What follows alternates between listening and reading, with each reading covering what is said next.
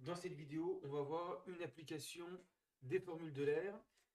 Alors, les formules d'Euler, ce sont cosinus A égale exponentielle de IA plus exponentielle de moins IA sur 2 et sinus de A égale exponentielle de IA moins exponentielle de moins IA sur 2i. Alors, ça se démontre assez simplement. Exponentielle de IA, c'est cosinus. Alors, A, bien sûr, c'est un réel. Cosinus de A plus I sinus de A. Et puis exponentielle de moins IA. On sait que c'est le conjugué, ça se retrouve facilement. Cosinus de moins A, c'est cosinus de A. Sinus de moins A, c'est moins sinus de A. Ensuite, on ajoute les deux. Exponentielle de IA plus exponentielle de moins IA. Ça élimine les sinus, il reste 2 cosinus A. On divise par 2, on trouve la première formule. Et puis, on fait la différence au lieu d'ajouter. Exponentielle de IA moins exponentielle de moins IA. Et on trouve, les cosinus s'éliminent, 2i sinus A.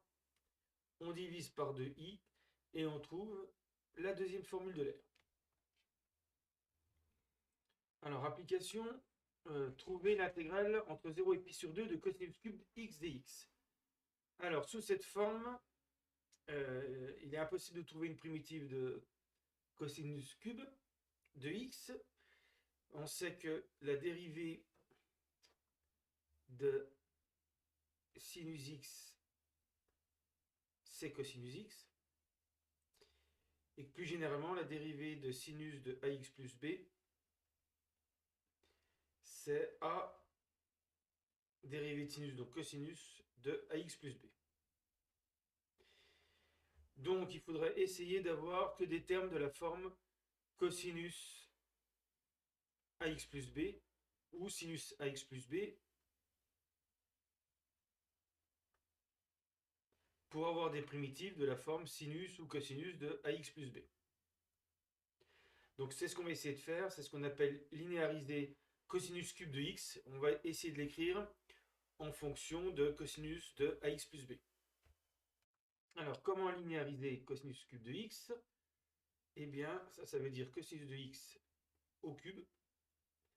On va remplacer cosinus x grâce à la formule de l'air. Donc c'est exponentielle de ix plus exponentielle de moins ix sur 2 au cube. Donc il va falloir développer a plus b au cube. Alors on utilise le triangle de Pascal. Ça commence par 1, 1. Ensuite on fait 1 plus 1, 2. Là on remet 1 et 1. Ensuite 1 plus 2, 3. 2 plus 1, 3. Et on remet 1 et 1. Donc la deuxième ligne permet de développer a plus b au carré. La troisième ligne, a plus b au cube. Si on avait besoin de a plus b puissance 4, on fait une quatrième ligne. Donc là, a plus b au cube, ça donne le 1, c'est a au cube. Le 3, 3a carré b. Ensuite, l'autre 3, c'est 3ab carré. Plus le dernier 1, b au cube. Donc on met les coefficients 1, 3, 3, 1. Et puis on commence par a au cube b puissance 0. On diminue la puissance de a au carré, on augmente celle de b puissance 1. Et on continue a puissance 1, b au carré, jusqu'à a puissance 0, b au cube. Alors on y va donc. Alors le 2 au cube, ça va faire 1 huitième. On va le mettre devant. Alors a plus b au cube, donc a au cube, ça fait exponentielle de ix au cube. Ensuite, le deuxième coefficient 3, exponentielle de ix carré, exponentielle de moins x. Ensuite, donc là on a a carré b, maintenant ab carré, 3 exponentielle de ix, exponentielle de moins ix au carré. Et le dernier, alors dernier coefficient c'est 1, et b au cube, exponentielle de moins ix au cube.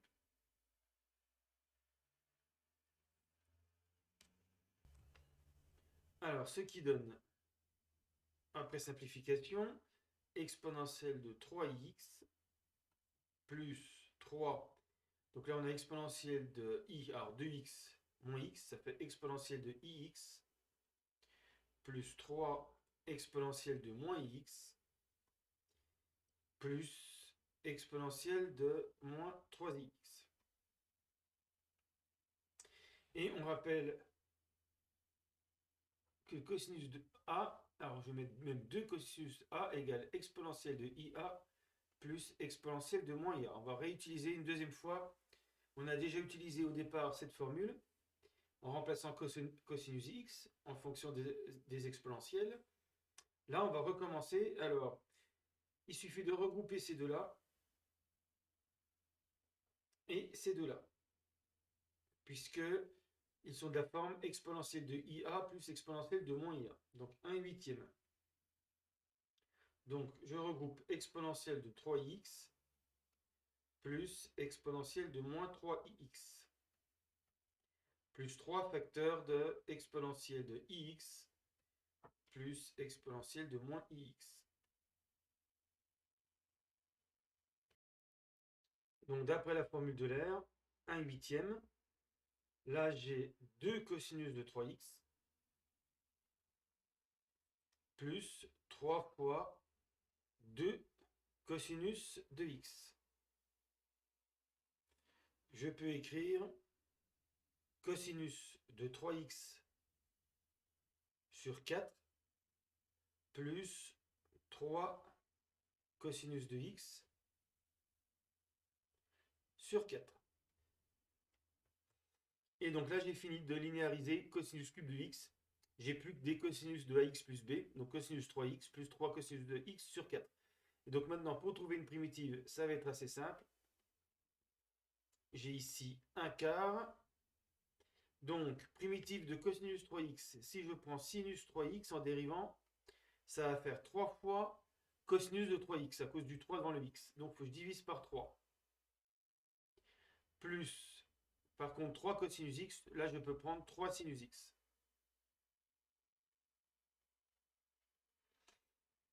Donc maintenant, j'ai trouvé grand F primitive de cosinus cube de x en prenant une primitive de cette fonction.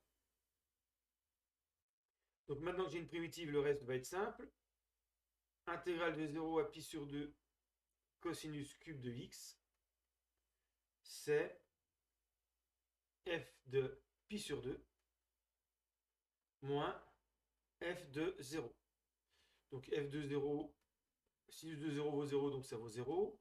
F de pi sur 2, c'est un quart de... Alors, sinus de 3 pi sur 2 sur 3,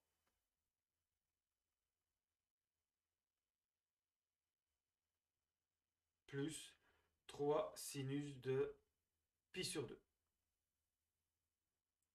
Donc là, on a moins 1 tiers.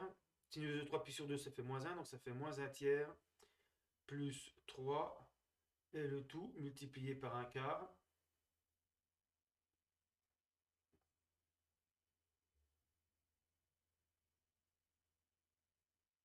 Donc 3 moins 1 tiers, ça fait 8 tiers fois un quart, 2 tiers. Donc l'intégrale, c'est 2 tiers moins 0, donc 2 tiers.